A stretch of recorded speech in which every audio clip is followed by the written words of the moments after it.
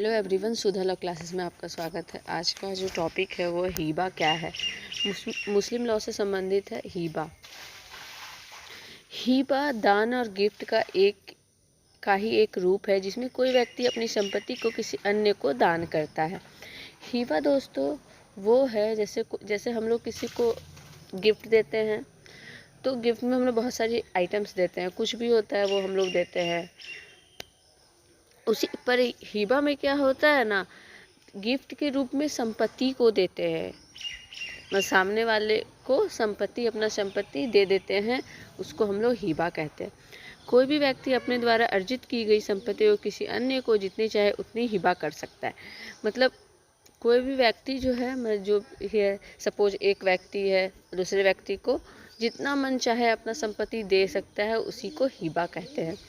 एक मुसलमान व्यक्ति को अपनी संपत्ति को हिबा करने के अनियंत्रित अधिकार दिए गए। एक मुसलमान व्यक्ति है, वो अपनी संपत्ति को कितना भी दे सकता है, सामने वाले को हिबा कर सकता है, दान दे सकता है। हिबा का जो शाब्दिक अर्थ है वो है बिना किसी प्रतिफल के, मतलब बिना किसी फायदा के अपने जो संपत्ति है वो दूसरे को देना या दूसरे की संपत्ति पे हावी होना।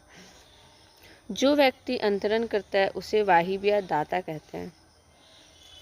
हीबा की परिभाषा, जैसे देखते हैं जो हिस्ट्री होता है उसमें बहुत सारे विद्वान आते हैं और कोई ऐसा टॉपिक होता है जिसमें वो अपने अपने मत देते हैं। वह हिस्ट्री में नहीं, बहुत सारे टॉपिक में होता है, जैसे ज्योग्राफी में भी होता है और फिर इकोनॉमिक्स में भी होता है। यहाँ भी सेम चीज़ है। हिबा की परिभाषा मुस्लिम में जो विद्वान हुए हैं वो अपने अपने तरीके से दिए। जैसे हिदाया, आर्थिक प्रतिफल बिना किसी अन्य के संपत्ति पर हावी होना की भाषा में इसका अर्थ है कि एक व्यक्ति द्वारा दूसरे को बिना किसी विनिमय के तुरंत की गई संपत्ति का अंतरण। मतलब एक व्यक्ति द्वारा दूसरे, जो हिदाया है वो बोलते हैं, मतलब कोई आर्थिक प्रतिफल नहीं है, वो आर्थिक कोई दे नहीं रहा है कुछ पैसा वैसा, और दूसरे का संपत्ति पर हावी हो जा रहा है, वो इनका कहना था। मुल्ला जो थे, हिबा असल में संपत्ति का हस्तांतरण है। मुल्ला जो थे उनका परिभाषा से मालूम होता है हम लोग को कि हिबा को केवल वो संपत्ति का हस्तांतरण बता रहे हैं, मतलब संपत्ति को बस देना है, संपत्ति को ले लेना है।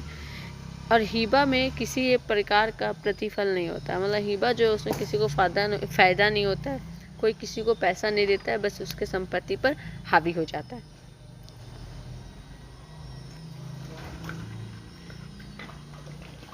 तो दोस्तों आज के लिए बस इतना ही। मैं कल फिर मिलूँगी नए वीडियो के साथ, तब तक के लिए नमस्कार।